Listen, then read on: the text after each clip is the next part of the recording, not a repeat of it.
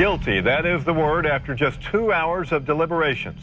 New tonight, a jury decides Oklahoma City Dr. John Hamilton did murder his wife, Susan. News 9's Tamara Pratt just walked out of the courtroom. Tamara, give us the latest. And Kelly, with that verdict of guilty, you get a life without parole. That is what the 12-member jury decided was John Hamilton's fate. The stage was set for one of the most publicized trials in Oklahoma history. Analysis couldn't say, yes, he did or no, he didn't, but it certainly gave an insight into maybe there was something more to the story that we didn't know. 911. Please, send an ambulance, please. What's the problem? My wife, I think my wife is dead. Sir? Please, sir. Please, listen, I'm a doctor. I've been trying CPR. Please send somebody, quick. Okay. Is she not breathing? No, she's not breathing. I don't get pulse, please. Okay. Hurry. You're doing CPR on her? I could not understand what they arrested him for, and never understood how they came to the conclusion to arrest him so fast. My lawyer went to the trials and said, well, there's no way they're going to convict him. This is weak evidence. And the evidence was basically just that he had blood on him.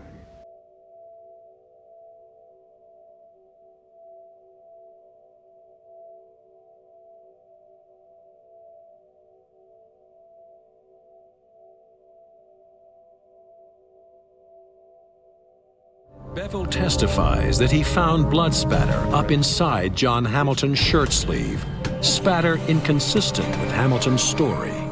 I would say on the front end, the first thing they should do is Google their expert and see, what kind of news comes up about them. Every expert is going to make somebody unhappy at some point. So, just because there's something negative doesn't necessarily take them out of the running, but you kind of want to look for themes. Do you see a lot of comments about false testimony, wrongful convictions, controversial findings, things like that? This discipline requires some interpretation, and more often than not, there's more than one way a particular pattern might have been formed. And so you have to, sometimes the best you can say is that it could be either this or that, and there's no other deciding factors based on the case information. You should be very wary of any expert that gets up there and says that this is the only way this could have happened. Based on my review of this case, I do believe that further investigation into the conclusions of the bloodstain pattern analysis is warranted. This was a classic case of the police getting an immediate theory, and then their entire investigation proceeded down the line of finding everything that supported that theory and ignoring anything that didn't. The timeline was extremely tight for the doctor to even be considered as a suspect. You'd have to believe that he committed the violent murder in that narrow window between his two surgeries.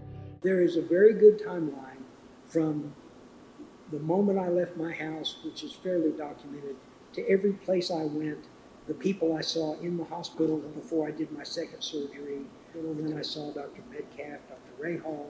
I changed clothes. I left my house, drove to Mercy, walked in, changed clothes, and the anesthesiologist saw me. The surgery went fine. There was nothing whatsoever that happened during that surgery that made me think anything unusual. There have been a great many acts of violence against abortion clinics.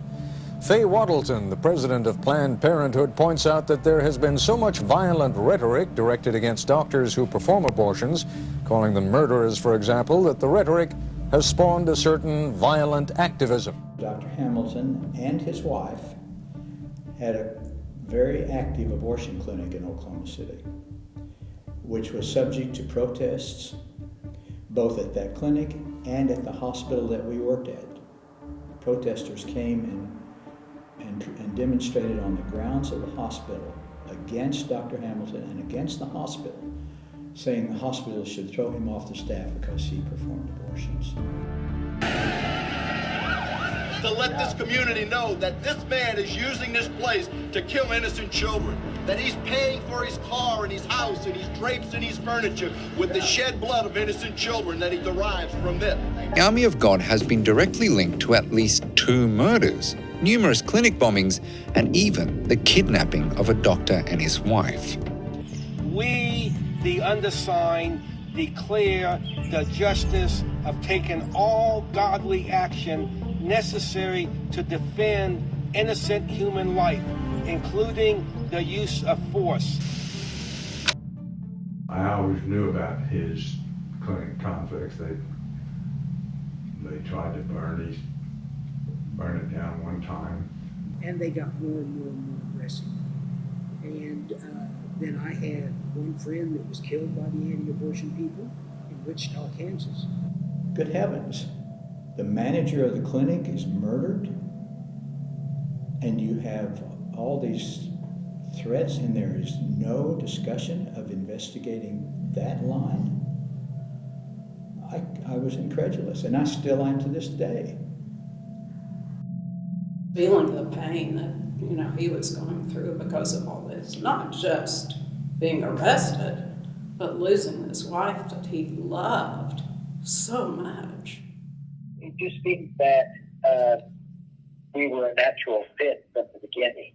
We both liked to travel. We liked to have time together.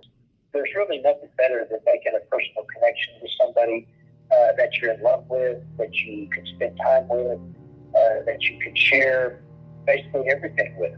We made things work, and it worked for both of us.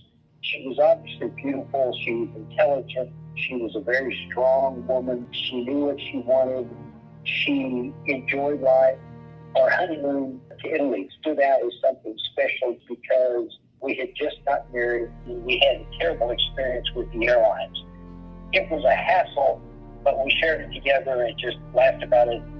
And we spent 2 weeks traveling, and most of that was walking. We spent hours together, and it was a great experience.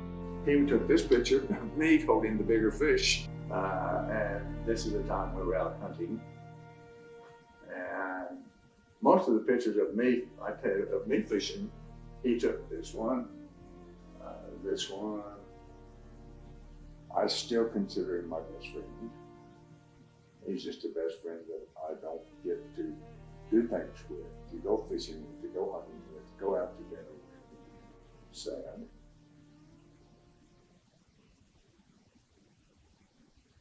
Makes me sad.